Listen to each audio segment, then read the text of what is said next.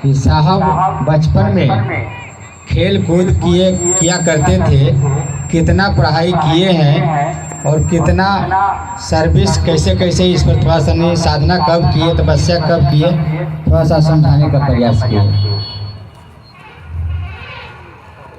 साहब हरिंद्रानंद जी की आध्यात्मिक यात्रा के बारे में आप जानना चाहते हैं, उतना तो वक्त नहीं दे पाऊंगा क्योंकि आगे भी मुझको बहुत सारा काम है। बहुत लोग आए हैं, गुरु भाई लोग, रविवार के दिन ज़्यादा बिजी रहता हूँ। जो सारांश मैं कह सकता हूँ, साहब हरिंद्रानंद जी के पिता जिला शिक्षा पदाधिकारी हुआ करते थे और जिला शिक्षा पदाधिकारी से फिर वो राज्य शिक्षा निदेशक बनाए गए। बड़े अफसर के पुत्र थे वो। और जब वो जन्म लिए तो उसी समय डॉक्टरों ने कहा कि बेटा हुआ, लेकिन बेटा हुआ है लेकिन मरा हुआ। लड़का हुआ है इसकी खुशी तो हुई, लेकिन मरा हुआ है इस बात से मातम हो गया।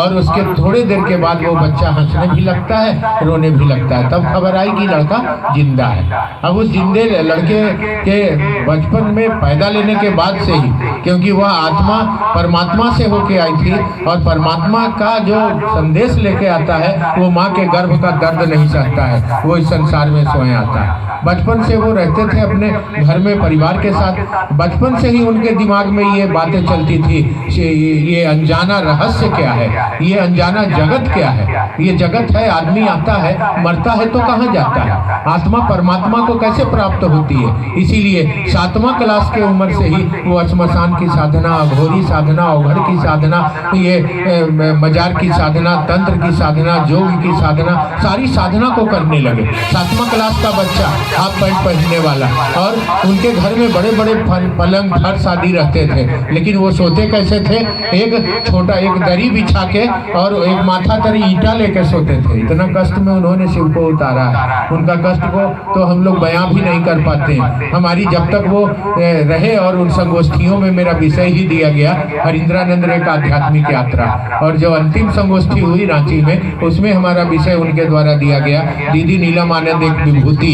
इन्हीं चीज़ों में मेरी जिंदगी कटी है, उसी में मैं उनके करीब पास रहता हूँ और वहीं मर जाना चाहता हूँ। हाँ, आदमी का चमचा मैं नहीं हूँ, अगर मैं किसी का चमचा हूँ तो हरिंद्रानंद का चमचा हूँ। इसलिए हरिंद्रानंद का चमचा हूँ कि मैं जानता हूँ कि हरिंद्रानंद का चमचा और बेलचा बनेंगे तो उठा के फेंक देंगे महादेव के पास। उनको अपना चमचागिरी पसंद नहीं है, उनको चमचागिरी महादेव का पसंद है। तो जानबूझ के हम चमचागिरी करते हैं कि उठा के महादेव फेंक देंगे। देखो बुद्धि लगाए हुए हैं, इसीलिए उनको छोड़ के दूसरा का चमचागिरी हमको पसंद नहीं है। इसीलिए उनका चमचा हम बने हुए हैं और रहेंगे भी, महादेव की दया। तो 7वां क्लास से वो सारी साधनाओं को करके जब थक गए, और 21-22 साल का लड़का, वह 1948 में उनका जन्म हुआ, और 1974 में सारी साधनाओं को करके थका हुआ वह बालक घर में नरमुंडों को ले आता था। आदमी का मूड़ी जो जल जाता है शरीर, तो खोपड़ी नहीं जलता है, तो श्मशान से उठा के ले आते थे, और उस मूड़ी को सिंदूर उंदूर लगा के सेंट उंट छींट के रखते थे अलमारी में बंद करके कि महकेगा। तो फिर बाबूजी खिसियाएंगे कि हरिंद्रानंद बड़कू का ले बड़े हो, महकाता। तो पूरा सेंट अगरबत्ती छींट के रखते थे कि महके नहीं, लेकिन वो आदमी का मूड़ी है, लोहराइन कितनों सेंट छींट दीजिएगा तो महकला भी ना रहेगा। 2 बजे रात को मह सौंसे घर फ्लैट में लोहरैंदा महकना चालू हो गया। अब माँ भी परेशान, बाबूजी भी परेशान। तो माँ को बाबूजी कहते कि बड़कू के रूप में जाके देखो, जरूर कोई लहास उहास ला के रखले हुई है, साधना होत रहे हो। तो जाके माँ देखती थी तो मुँह छिहारले वो आदमी के खोपड़ी रखल है, अगरबत्ती बार के हो जा रखल है।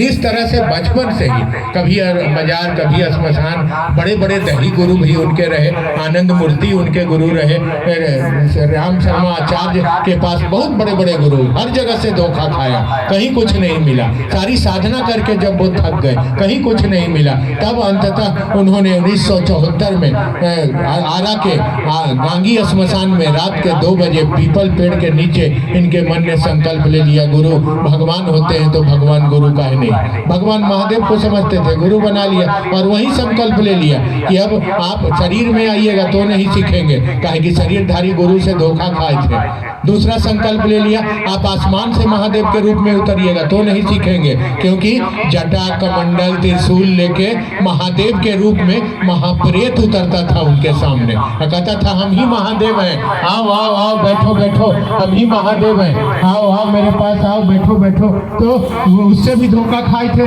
और तीसरा संकल्प लिया कि आज से पहले जो करते थे अब नहीं करेंगे, क्योंकि गुरु बना लिया ना, तो अब गुरु जो कहेंगे वही ना करेंगे। हम लोग के तरह नहीं गांव गांव में 4 गो ईंटा रख के सिंदूर कर देंगे और